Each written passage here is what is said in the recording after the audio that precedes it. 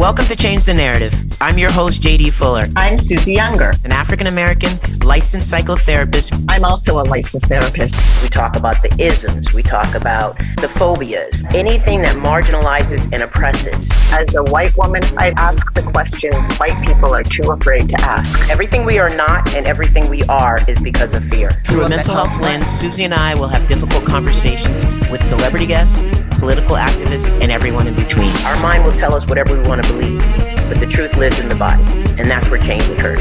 Are you ready to change the narrative? Today we have, and I hope I say it okay, Alejandro Enrique Ferrer, aka Judge Alex, presiding over Change the Narrative with JD Fuller. Judge Alex, the host of the long-running hit show Judge Alex and the CBS true crime hit Whistleblower, is in our house. What you may not know about the Cuban American former Dade County Circuit Judge, lawyer, speaker, and author of Bench Book, a book and guide on closing arguments that is used by judges throughout Florida, is his journey. Judge Alex has lived in Florida his whole life after his family immigrated here from Cuba to flee Castro's communist regime. He worked his way through college and law school by working as a cop. Yep, law school till 4 p.m. Then, like Batman, he morphed into the youngest Miami cop and worked all night. I have a very personal connection with Judge Alex. When I was a television agent, I sold his show to Fox, and the rest is history. Judge Alex is a no-nonsense, outspoken personality who is a regular on all the news shows for his commentary. Married to Jane with 2 kids, we can't wait to delve in and hear more. He sure has a story to tell. Welcome, Judge Alex. Oh, thank you. That's a great intro. If I ever run for office, you're going to be my campaign manager. You got it. She writes the best intros. Nobody does it better. So, Judge, yes, tell us something about your parents that would give us an idea of what you learned growing up. So my parents were hardworking individuals their whole life. My father and my mother both worked for the Colgate-Palmolive subsidiary in Cuba, and fled to the U.S. when Castro took power and started his communist regime. And like all other immigrants who came from Cuba to the U.S., they had to leave everything behind. When you got to the airport, they would open your suitcase and they would rifle through there. Anything of value you couldn't take with you. They'd take your wedding rings right off your finger. After a while, they got wise to people trying to circumvent it and would take children behind a screen and undress them to see if they had money stuffed in their shorts or in their diaper. So you left literally with the clothes on your back and just about whatever you could fit in your suitcase that was of no real value. So you literally left with the suitcase with the clothes on your back and whatever clothes you could fit into your suitcase. And my father, who had been an executive in Cuba, his first job in the U.S. was unloading railroad cars, which I eventually did when he became many years later the general manager of a paper company in Miami. And I can tell you that is the hardest job I have ever done. Those steel railroad cars in Miami's sun, they must become like 140 degrees inside. I remember unloading those things at his office with his workers, and you would come out into the 95-degree Miami temperature, and it felt like it was 40 degrees because it was so hot in that car. But that was his first job, unloading plantains from a railroad car, which I thought was ironic as heck, given that we had fled Cuba. And then my mother's first job was working as a legal secretary for an attorney in Miami because she had the good sense to have learned English in Cuba. And so at lunchtime, she would run to a shoe store that hired her for just an hour to come in at lunchtime and sell shoes to make an extra buck. And that was kind of my exposure to the work ethic. You know, I knew my parents had worked very hard, and through that hard work, they clawed their way up to where we were middle class, comfortable, but certainly not wealthy. But we'd gone from, just getting by and eking out an existence to a comfortable lifestyle. And I think that kind of ingrained in me the work ethic that I have. You know, the immigration experience is so specific and it informs a lot about who a person becomes. At 15, I was in survival mode. I was trying to figure out what class to skip the next day. I was trying to just survive. There was a lot that I didn't have access to, I didn't know. Mhm. And I'm amazed at the fact that you were 15 and had your first full time job.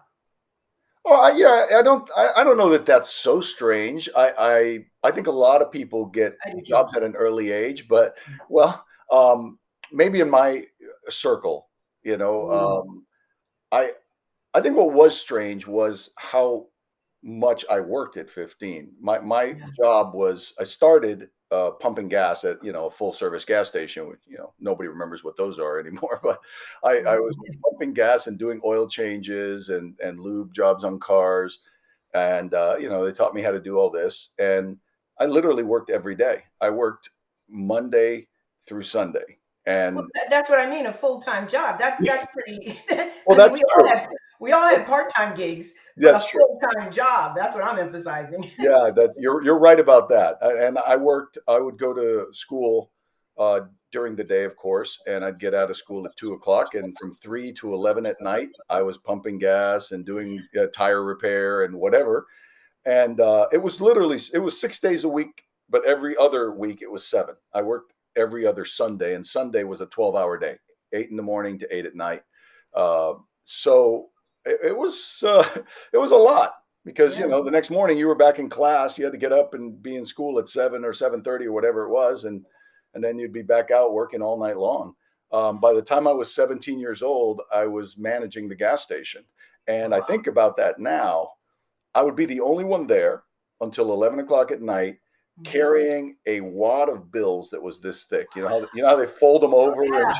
it was literally this thick because back then, people had credit cards, but most people paid cash. Mhm. And so today I would get robbed in a in a minute, with Sure. that much cash on me. And there weren't any security windows or anything. You literally walked out, you pumped people's gas, and they gave you a 20, and you pulled out that big wad and you peeled Yes. out the change. And then at the end of the night, I would close up, set the alarm, take all the cash and the receipts, and drive to the owner's house and drop it off with them, and go home, go to bed, and go to school the next day. That's pretty And amazing. that was at 17. So now, of course, I look back and go, "Wow, that was a little ahead of my time, I guess, because I wouldn't trust a 17 with all that cash in my." Maybe my boss might not have had it all together upstairs. That brings up two things for me. One, my I also pump gas, so we have something in common. So, and I remember the wad of money and just flipping it out, and just looking back on that, I totally agree with you. Yeah, And the other thing is different that time.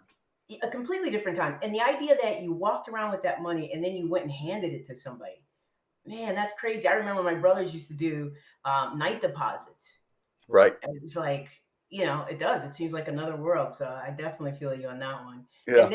And then at 18, you earned your pilot's license. What's going on here, Judge? I did. That was kind of bizarre because the history on that is my mother eventually left, working for the lawyer that she worked for, and Mhm. got a job at an airline, and worked for a couple of different airlines over the years. And back then, if you worked for any airline, one of the benefits you received was you were able to fly for free on any airline, not Oh, just your own.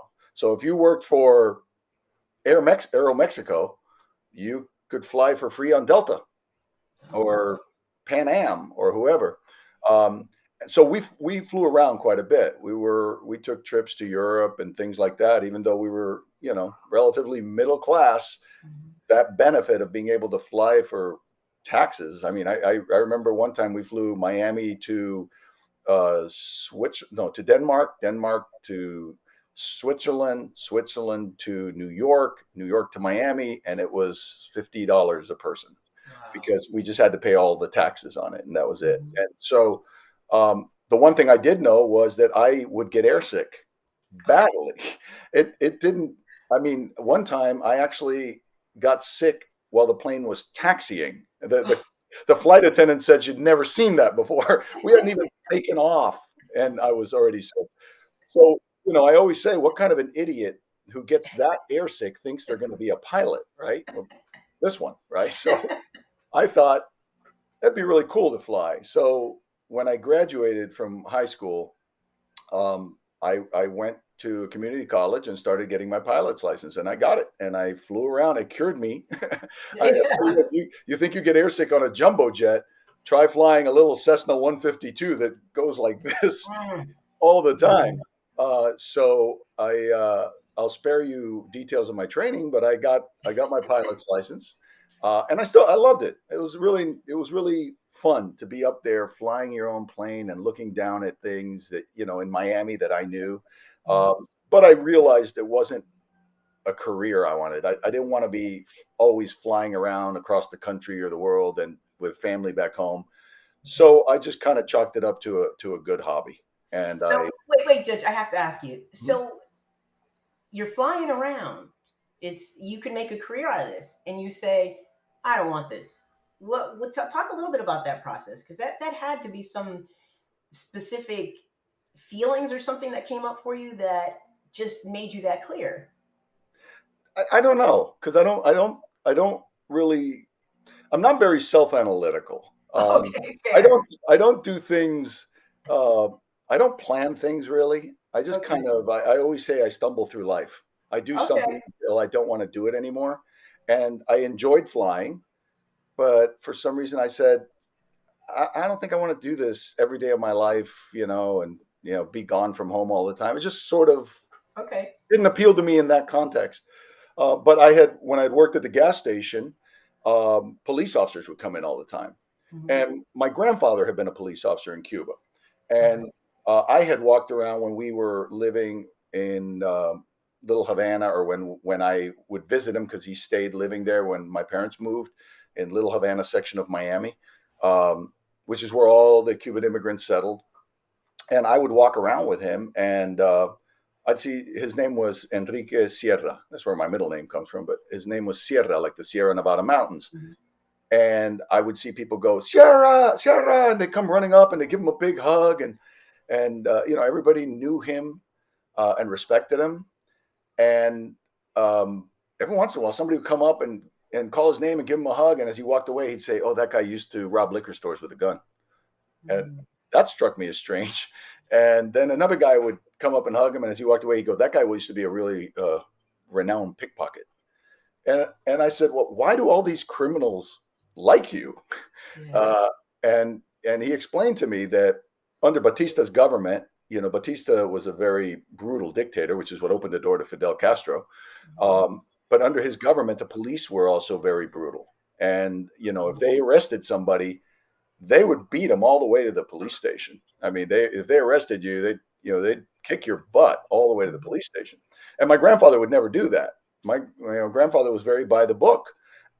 In fact, it's what probably saved his life when Castro took over. But that's a different story.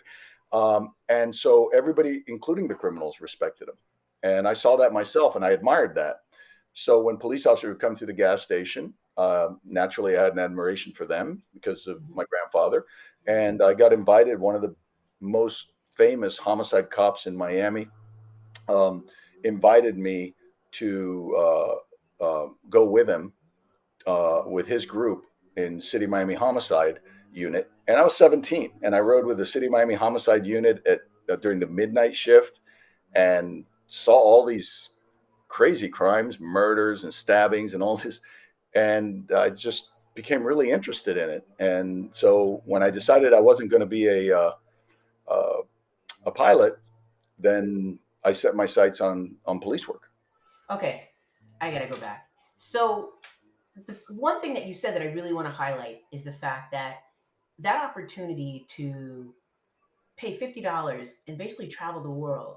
It sounds like it changed your life, and it's just so much of an example of how having even a little bit of exposure can make a difference in someone's life. I mean, you're a working class family, but to be able to see something other than the limitations of what you had really sounds like it was quite the influence on you. Sure, absolutely. Who wouldn't love to travel to other countries and see other cultures? And I mean, I guess if you've never experienced it, your mindset might be, well, what do I got to go over there for? I like America. But, when you're a kid, you're not given that choice. It's, hey, we're going on a trip to Europe. And of course, having been there, I appreciated it. I loved it. It was beautiful and different. And, hearing all the different languages and seeing the different cultures. Yeah, it was a great experience. That's amazing. And then, you were this young Cuban man with all these options and you chose police. And now it makes sense why. Because it was ingrained in who you were and you had such a positive experience of who the police can be, especially with your grandfather having the experience he had in Cuba and then coming here. It all makes sense now. Because when I was reading this, I was like, this doesn't make any sense to me. Well, I think when you sure now as I look back, of course, I've had a lot of options in my life, but I think the options came from my education. When you're a 17-year-old getting out of high school, your options are based upon what you do going forward because you've just got a high school degree. Yes, the whole world is open to you if you take advantage of it. And I believe get an education that becomes a platform to do other things. But if at 17, I decided, like some of my friends, to go lounge at the beach and, just spend my days doing nothing except enjoying myself, my career options would have been very limited. When I ultimately decided to become a police officer, um, my father and my mother both were supportive but concerned. Of course, it's Miami, and I'm literally 19 years old when I become a cop. The youngest cop in Miami, um, probably the youngest or one of the youngest in the entire state of Florida. But the advice my dad gave me was, listen, just don't quit studying because if you change your mind, somewhere down the road, you're not going to have any options if you didn't get an education. But if you get an education and you stay as a police officer, it's just going to help you advance through the ranks. It's not going to hurt you. And it made sense. I personally thought I wanted to be a police officer the rest of my life. I loved it. And I didn't think I would want to do something else. But I couldn't argue with that advice. So I continued studying. And when I graduated my undergraduate degree, I just stumbled on into law school. Okay, we're going back, Judge. We're not going that fast because Okay, there's so many pieces here that are nuanced and so important. sure. Your father's advice. See, you're not analyzing, but I am. And that's what happens when you come on the show with therapists. Your father's advice was so powerful. This Yeah. idea that he embedded the language of options in education. That was quite an amazing piece of gold that you had in your hands that you put in your pocket and you use later on. You not only joined the police academy, you were, let's see, what was it? The most outstanding recruit, Yes, and yes, I think it's right. Is that right? The most that's right. outstanding recruit. Yeah. And I think it's fascinating the language you use of, I could have been like my other friends. Sorry, I'm trying to get this out without finding the humor. I could have been like my other friends lounging around on the beach having fun, which is what most people want to do at that age. Yeah, that's true. So it's funny your language that I could have done that, but instead I did this. And it's hard for me not to keep connecting that to the horrible experience your parents had of immigrating here and everything that they went through and all the stories you knew and held. I think that's significant. That's probably true. Yeah, Mhm, it's probably my work ethic from a very early age just driving me forward. mhm, But I did enjoy police work. I liked it when I rode with them. I became while I was getting my pilot's license, I became a dispatcher at the police department. So I was around police officers all the time and developed that bond and liked it. mhm, So when I decided not to be a pilot, I already had that attraction to police work from my grandfather. I'd been working around police officers, so I said, I would like to do this. And I think if you're job is that you're looking to get is something that you really want to do, that you really like to do, it's a lot easier to see it as something other than a job. It's a lot Mhm. easier to see it as a good alternative to lying on the beach all day. So so to me it was, yeah, this is great. Yeah. I'm gonna become a police officer and go through the academy and the academy had different ideas about whether I could become a police officer and go through the academy at 19. So that led to a lot of headbutting in the academy. So let's reflect on that for a moment and tell us, what did you learn about yourself during that time? In this career process, you're young, you're going in, you're butting heads with people because it's a developmentally appropriate, by the way, Judge. It's developmentally appropriate at that age that you're having some adjustment issues in them. So as you reflect upon that, what did you learn about yourself? Well, I think the butting of heads was because they felt there's no way this 19-year-old is going to survive on the streets of Miami, and Oh, they wanted to knock me out of the academy. Uh, okay. they looked at me and said, "Oh no, this, there, you got some really bad people in Miami, on like any major city. It's like Mhm. taking a 19-year-old and throwing them into, New York City PD in some of the areas there, you get eaten alive." So they would the training advisor in the academy would get in my face and yell and scream and really come down on me every chance they got to try to get me to quit.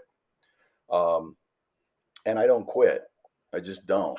Clearly. So I just, kept going and kept going. And when we got to the firearms section, I was uh, second to the best shot in the class by, Man. um, I think it was 1 point. Like he had 296, I had 295. And in academics, I was second to the top guy in academics by 8/1000ths of a point. I was in the top of the class physically. So I didn't get the top education. I didn't get the top firearm, but I got the most outstanding, which is actually the highest award they give, which was great because I proved them wrong. They were coming at me with all barrels, and I showed them I could do it. Hmm. Man, you sure could do it.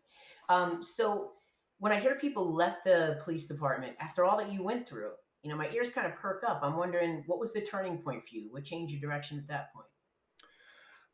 I don't know that there was any turning point. I Hmm. loved police work, and I still love I still miss it. I mean, Hmm. if I could go back tomorrow and do police work, I would, because I got a real sense of gratification as a police officer. I really enjoyed helping people. I mean, nobody calls the police to come over and visit because they're having a birthday party. They call you because something's gone horribly wrong and they need your help. And I always got a lot of personal satisfaction out of being the one who showed up and helped. Um, and so I felt good about that. But I was going to school. I was going to school during the day, as a police officer, an undergrad, it rotated. So I would sometimes have a night shift and I would take classes during the day. And then the next semester, they had changed my shift and put me on days, and I would look at the school, and the classes I needed to take were not available at night. So then I had to look at another school and transfer over to the other school so I could take classes at night, so I wouldn't, fall behind. And that's how I made it through undergrad. And then when I finished, I just thought, I did so well in law in the academy, um, and I really like it. I like the law aspect of law enforcement. And I'll bet I probably would do well and enjoy law school. That was it. That was the whole self-analysis of, do I want to be a lawyer? What? So so I went and applied and I got into the University of Miami School of Law and I continued working. Although they do the first semester of the first year, the bar requires that you not work, which makes sense because it is a beast of a semester. Mm. Um, but then after that, I was working nights and going to law school during the day. And I would, as Susie pointed out in her so well in her opening, I would put on my uniform, go to work, patrol until 4 o'clock, take off my uniform, put on. I'm sorry, the opposite. I'd go to school, go to class all day till 4 o'clock, get out, put on my uniform, and patrol until midnight, and then go home, go to sleep, and be back in class at 8 a.m. And if I arrested somebody late, I was going to bed at 2:30, and I still had to be in class the next morning. And that's the way I went through law school. I never had a day off. I my days off in the police department were Thursday, Friday, which would normally be good days off, but I had law school Thursday, Friday. So I had school all day long. And then Saturday, which was the days I didn't have law school, I had police work. So, when I got out of law school, I tell people when I got out of law school, I was like, I get 2 days off every week. It was just such a shocker that not just one day, I get 2 whole days off every week when I hadn't had a day off in years. So that's the way I kind of worked through law school, stumbled through. As I said, I do something until I want to do something else. And it was, as you pointed out, my father's advice, don't give up, that has allowed me to stumble through life that way. Do something until I want to do something else. And to be a lawyer until I wanted to be a judge. And to be a judge until I wanted to be a TV judge. So it was, all those opportunities come from your educational base. If you have this much education, then your opportunities are over here. If you have that much education, now your opportunities are all over here. You have so many more things you can do. So you became the youngest judge on Miami's circuit court and the first Cuban American lawyer ever elected to the circuit court bench. Yeah. You tried some significant cases, and you then, we'll get to the rest of that career, but I want to stop there and say, how did your experience as a police officer inform you becoming a judge? Because you had a different mentality than what we know of a lot of policemen today. You had a mentality that was based on your grandfather's reputation, his relationships, based in helping. And so now you become a judge. How did that inform you becoming a judge? Well, the first thing that happened, of course, was I became an attorney. And we just breezed right past that. Yeah. And when I became an attorney, I pretty quickly realized that it was not the kind of career I wanted to have my entire life, because I did not feel that gratification. I didn't feel that personal satisfaction that I felt being a police officer.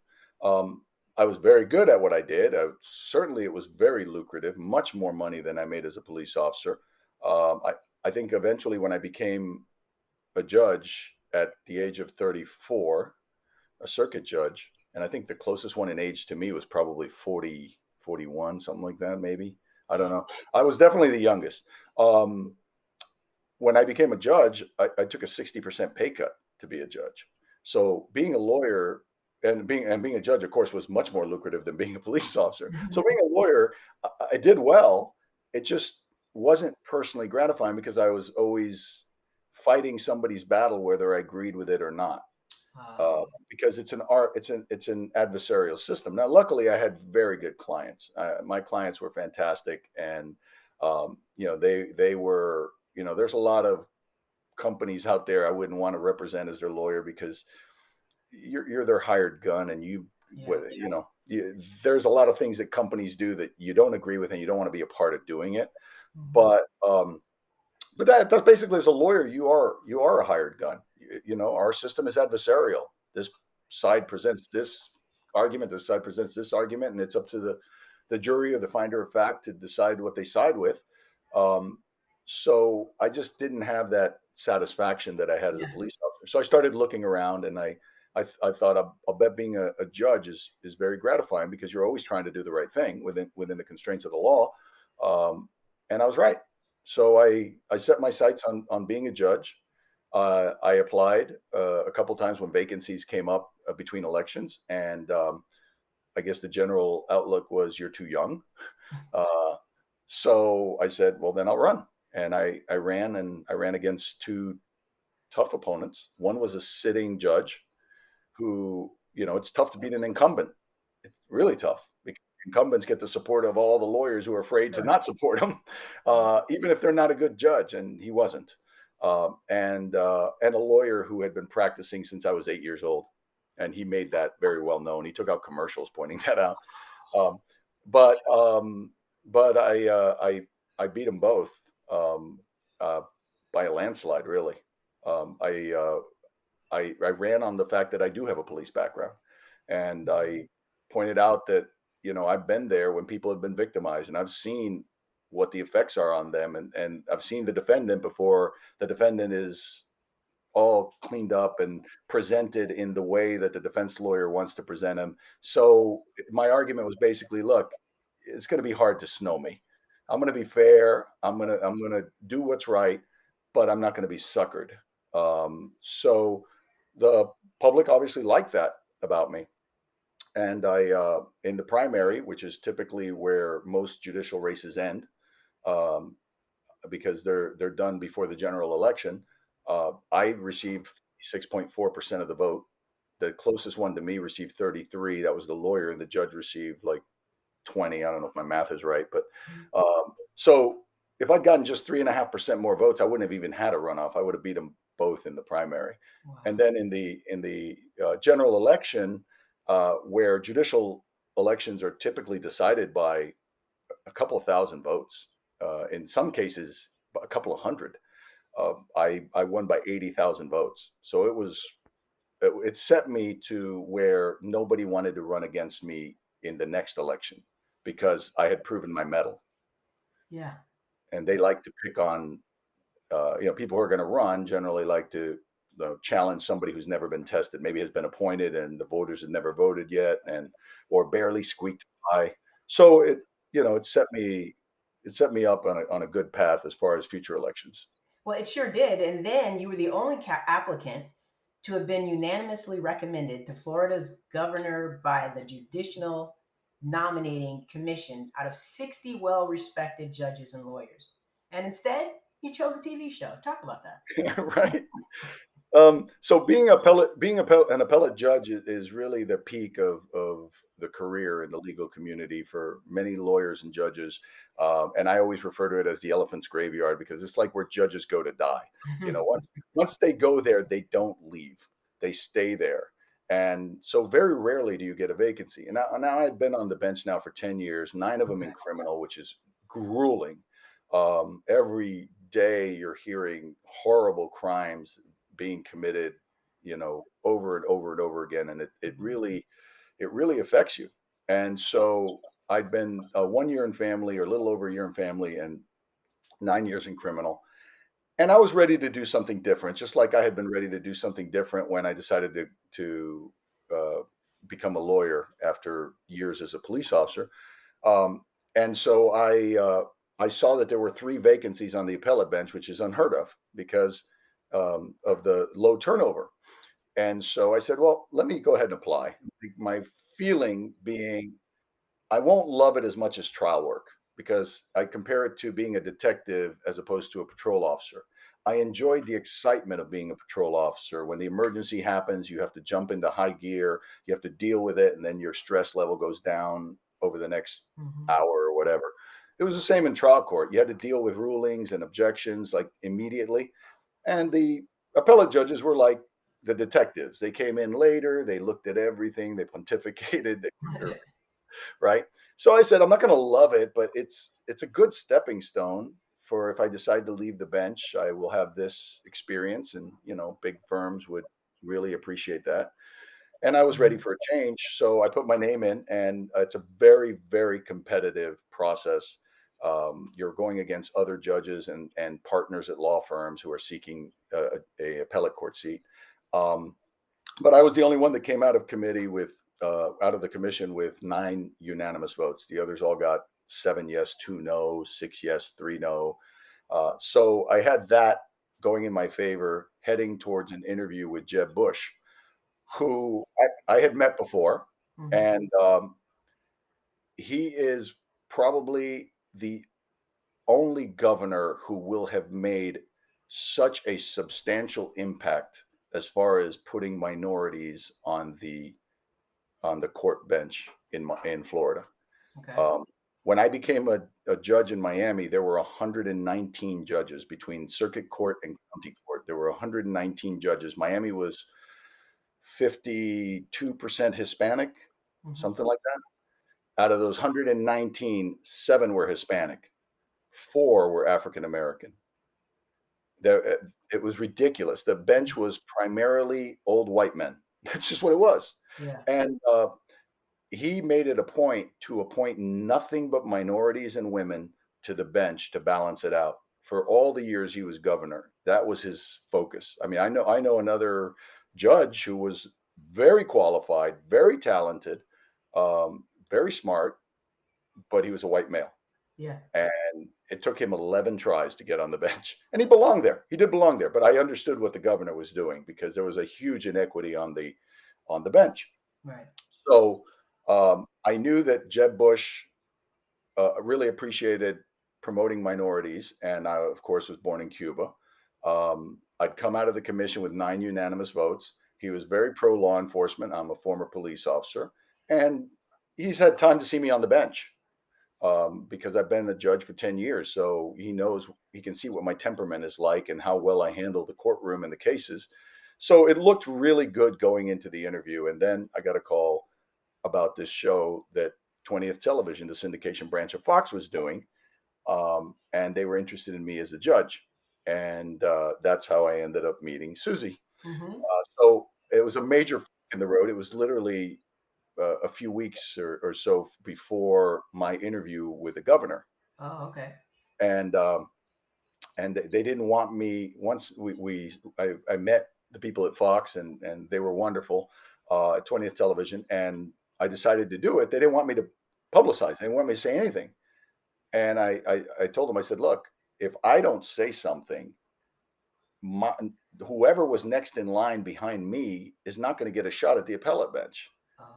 And I should announce that I'm withdrawing my name so that they can promote that person to my vacancy. And that ultimately that's what happened. That person who never would have got a shot, a former U.S. attorney, ended up getting appointed to the 3rd District Court of Appeals because I insisted on withdrawing my name. But once I withdrew my name, the rumors were rampant. Oh my God, he's got cancer. He must be dying. You know, it's like, why would you withdraw your name? You're the front runner in an appellate seat. And I couldn't tell them why. So that was an awkward period. So how many years did the TV show run?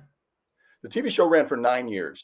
Okay. In syndication, which means 20th Television produced it to sell to anybody who wanted it in the country. Even though they work with Fox, they offered it to Fox, and Fox could buy it for their own stations they own, but CBS bought it for the stations that they own as well that didn't overlap, and then my network bought it, so it was for many years it was in about 96% of the U.S. Wow. And it will probably still be on, except 20th Television got out of the business of creating shows for syndication. They still sell them, but they stopped creating them. I don't know if they've gone back to it, but once they did, then that was the end of my show. The actual station group for Fox had to decide if they wanted to pick up any of the shows. So what do you want future judges to know? What's the most important piece of information you want to bestow upon them?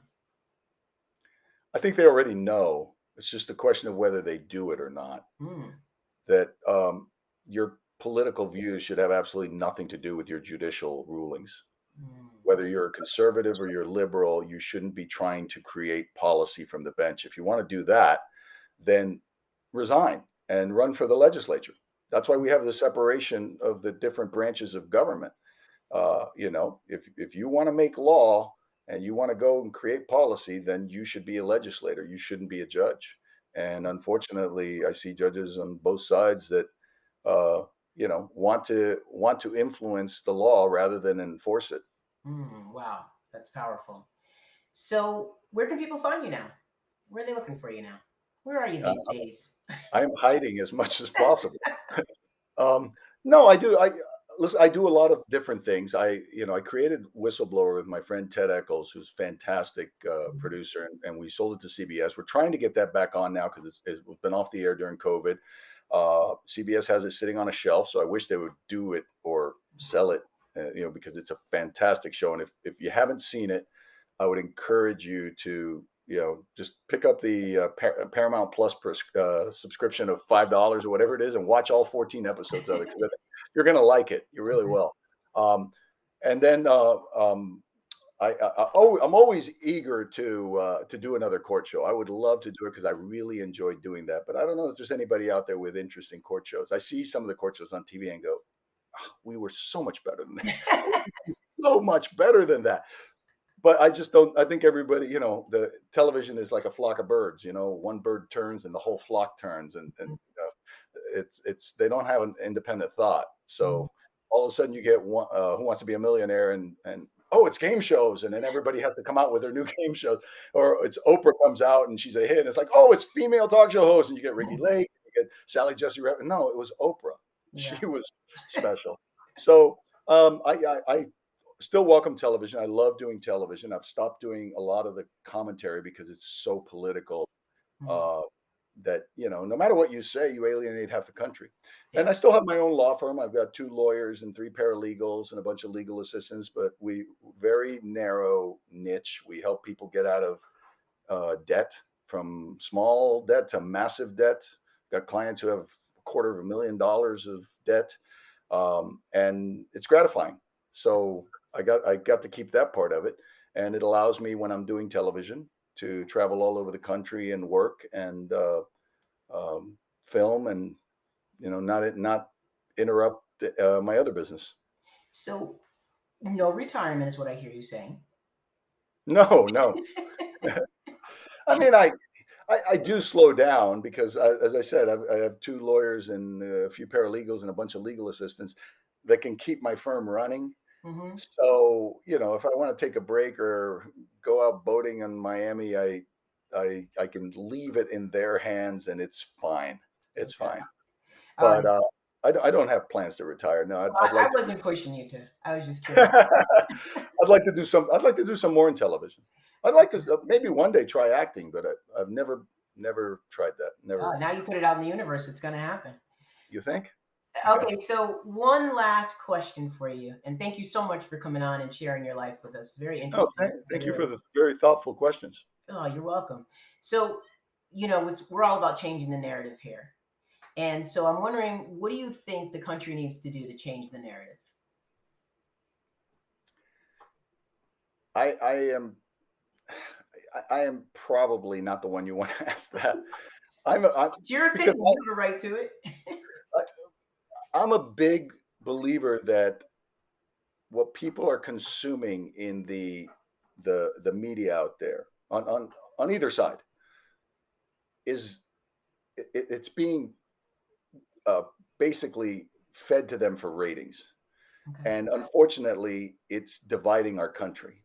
You've got the media on one side saying, Democrats are evil and they want to take your money, and they want to give it to people who don't want to work. And you got the other side saying, Republicans are evil and they don't want you to have anything and they want to hoard everything for themselves. And it's being driven, I believe, because once we went to a corporate media structure where the media has to feed itself through ratings, rather than it being a money loser like it used to be, attached to your daily news. And now, once you came up with cable news, well, that's the only thing they do. So they have to depend on eyeballs. So I think that the media then became driven to make those eyeballs come back day after day.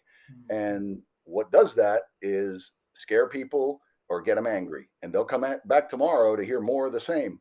And unfortunately, I think it's doing this to the country, and most of the Democrats and Republicans I know differ only in small issues. They generally agree among the spectrum on many, many things, or most things, but they might differ on pro-life or pro-choice, or they might differ on immigration or whatever. But if you listen to the news, it's demonizing your neighbor, and it's making people hate somebody who's not thinking exactly the way they do. And I think that's horrible. And I don't know what the end to it is, but I see them do this, and it just drives me crazy that they're, I think they do it to line their pockets, but I think they're destroying the country when they do it. I don't know what the answer is, because I don't know what your other choice is. Go on social media for news. That's just as horrible, if not worse. But, I don't know of any source that I say 100% straight news, not trying to spin it. I wish the news stations, I wish the news networks were required to identify the program as news or commentary. I don't think they could, but if they could, then people would go, okay, so I'm going to tune this out because this is just this guy's opinion and Yeah. whatever. But I don't think they could, because I think news today is so blended with opinion that no matter what, you're gonna get the news with the opinion and with whatever slant, you know, that particular network wants its viewers to hear. So that's the biggest thing I think is a threat to us, and I don't know the way to fix it. You don't have to know how to fix it. We appreciate your perspective, appreciate Thank your you. time. Thank you so much for spending time with us today and coming on this show. Well, thank you for having me. I appreciate it.